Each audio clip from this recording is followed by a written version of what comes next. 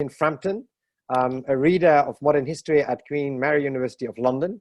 He's the author of 3 books on the troubles in Northern Ireland, and most recently has completed a monograph on the history of the relationship between the Muslim Brotherhood and the West. So exactly what we're talking about today, published by Harvard University Press in 2018, if someone wants to give him a little bit of royalty fees. He also has written on the contemporary challenges of counterterrorism and counter extremism, most significantly with the 2009 pamphlet for the policy exchange, Choosing Our Friends Wisely, Criteria for Engagement with Muslim Groups, and his 2016 paper, Unsettled Belonging, a survey of British Muslim communities. Martyn, the floor is yours. I'm very much looking forward to your presentation. Thank you, Hans. And I just want to check you can hear me. Great. This is a very old set of headphones, so I was a bit worried it wasn't going to work. But thank you, Hans, and thank you to GLOBSEC and Kacper and Viktor for inviting me to comment on the paper and on the project. So I'm just I have a few slides just to kind of guide us along, which fingers crossed this works. Okay. I'm going to try not to speak to my full allotted time because I want to make sure there's space for full questions, but it's been great to hear from Annelies and from Egdunas as well. And it's, as I say, my brief, if you like, was to kind of respond to the paper as it's developing and the project as it's developing. And I thought it was fascinating to read it, and I'm intrinsically interested in this kind of project. And so I'm going to sort of speak under 3 headings, really. And the first, I think, is just to kind of offer my sort of encomium really to the project, which is I think the value of this kind of endeavor really can't be overstated.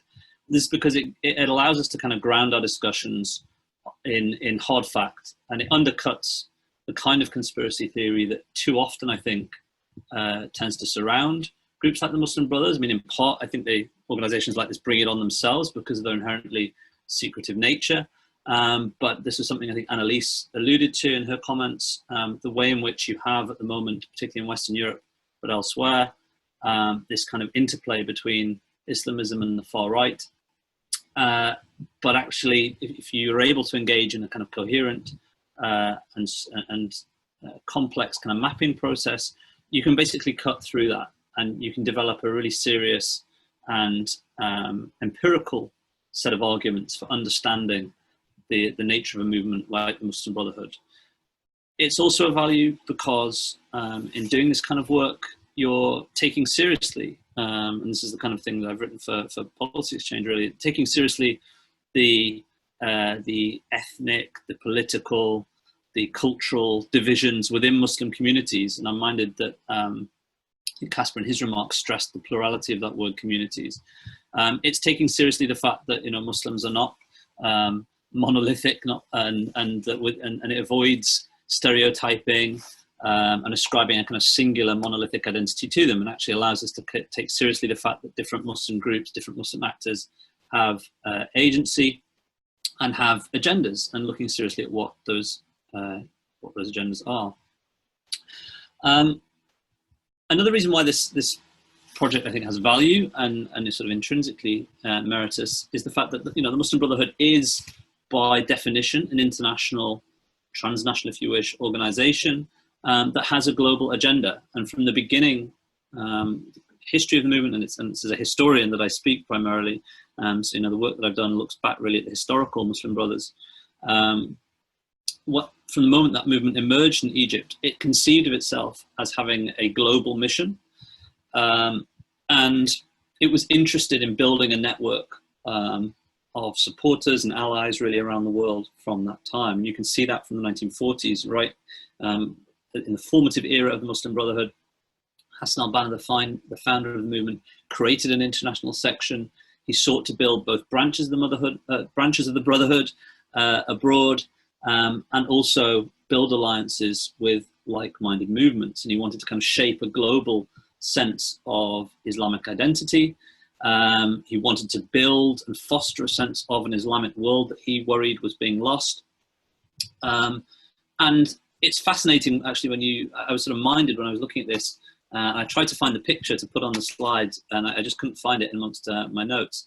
but reading Ikhwan al-Muslimin, which is the Muslim Brotherhood newspaper in the 1940s, you have articles there about Islam in Poland. I remember it being, when I sort of came across this kind of stuff, it being very kind of slightly discordant, thinking, gosh, I mean, why are they interested in this? But I think it's serious, and it reflects, as I say, this interest in very different Muslim communities, and really that has been the case throughout history. So whilst I think the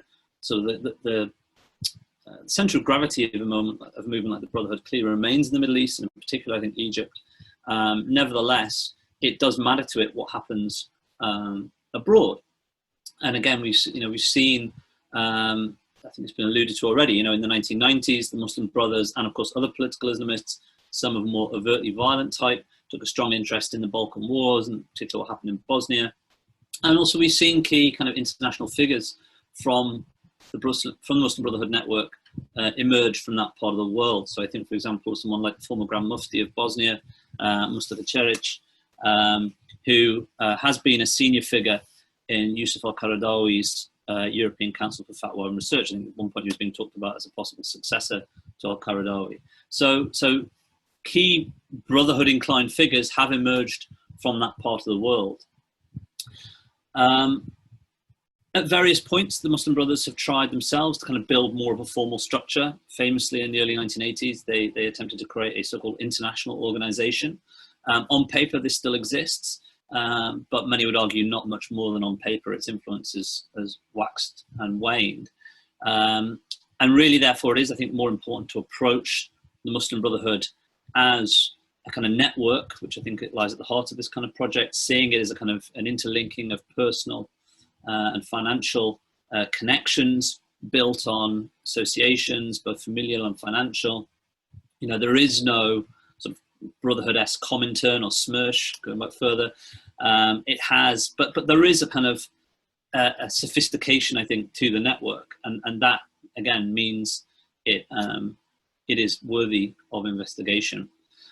That investigation, as I think Viktor was alluding to, comes with certain challenges, and certainly one of the most difficult of those, as I say, the nature of the Brotherhood itself. Its penchant for secrecy, born of its history, a history that has included severe repression in many of the countries in which it emerged in the Middle East. Even today, within Western Europe, many of those who are widely understood to be members of the Brotherhood network refuse, if you like, to confirm that and prefer to operate on a basis of ambiguity, essentially. So that poses, I think, real challenges for those of us who are interested in serious, rigorous empirical research. We have to be clear on where to draw the lines of affiliation or inspiration or sympathy. But I think it's clear that, that from Viktor's remarks, the project is looking closely at how to do that. My second slide.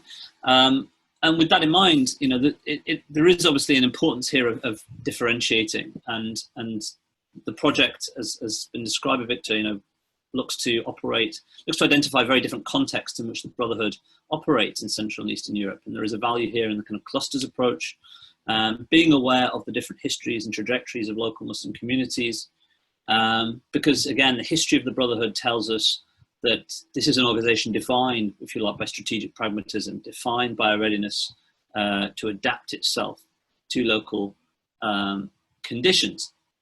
And that has always been the case wherever it has operated.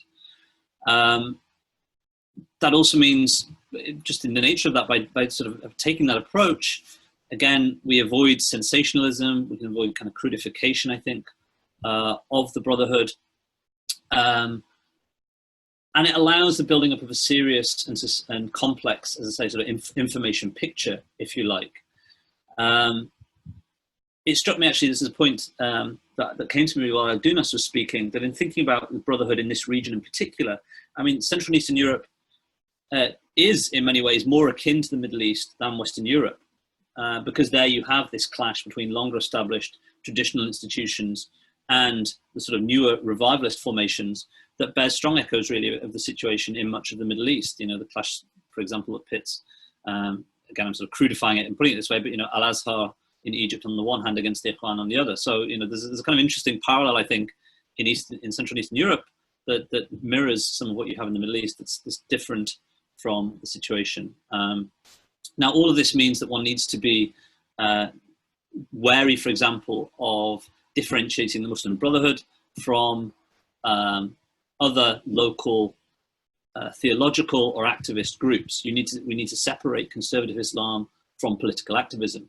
We need not to confuse theology with ideology, and we need to treat the Brotherhood serious as a movement with a more or less defined agenda of its own.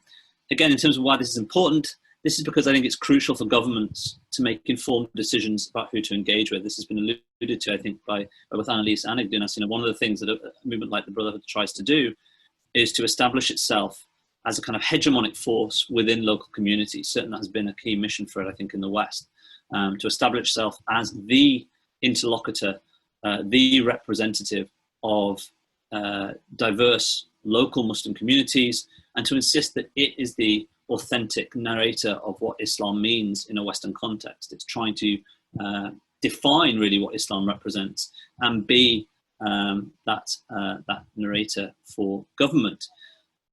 Whatever you think about how governments should approach a movement like the Brotherhood, I think it's crucial that governments have the full picture, therefore, when making their decisions. They avoid false assumptions that the Brotherhood does necessarily speak for all communities, and is able to make informed decisions about engagement and therefore the purpose of engagement. And again, if there's a kind of theme to some of my work in the past, that's been it really, that governments should be serious about the nature of engagement, what they're trying to achieve, and this requires a full understanding of the local terrain. The final thing I'll say, and again, I think this is very much at the heart of the project. If I was engaged in this kind of mapping project, what will be the key ingredients? It seems to me these four areas are critical, really, and in different ways, they're all very much being focused on, I think, by this project. On the one hand, ideas, so being clear, again, on the Muslim Brotherhood as defining a particular intellectual space that marks it out as different from either Salafist groups or quote-unquote traditionalist groups or other modernist groups like Hizb ut-Tahrir. The Brotherhood has a specific sort of set of ideas and a set of key concepts that make it possible to identify. Being clear on who the individuals are, and it's, again, the history of the Brotherhood tells us that key individuals have played a critical role in developing this movement, and in particular in implanting its activities in different countries. So in the UK, where I am, a key individual here in building up the Brotherhood initially was Kamal al-Habawi, an exiled Egyptian Muslim brother who established various organizations which continue to exist to this day. So people are kind of crucial. Likewise, activities then, looking carefully at what the Brotherhood is doing, and a key part of that is always the sort of campaigns that they launch, because again, I see it very much as a kind of political organization trying to shape ideas, trying to shape the agendas of communities and governments. We see this, for example, in relation to the foreign policy of the EU and Western governments, for example, in relation to how Western governments deal with authoritarian regimes in the Middle East, again, Egypt being a kind of obvious example, and of course to Israel-Palestine. A big objective, I think, for the Brotherhood has always been to try and shape Western approaches to that conflict. Domestically, certainly a big issue that the Brotherhood has focused its energy on recently has been things like the campaign against Islamophobia, which is not, by the way, to diminish or sort of understate the reality of Islamophobia as a problem or anti-Muslim bigotry in many Western countries. But the Brotherhood, I think, has sought to leverage that campaign to, again, assert its credentials and assert its hegemony over different communities. The final thing, of course, as Viktor says, is often the hardest thing to examine, money, but crucial nonetheless, because it is the thing which gives Muslim Brothers huge influence.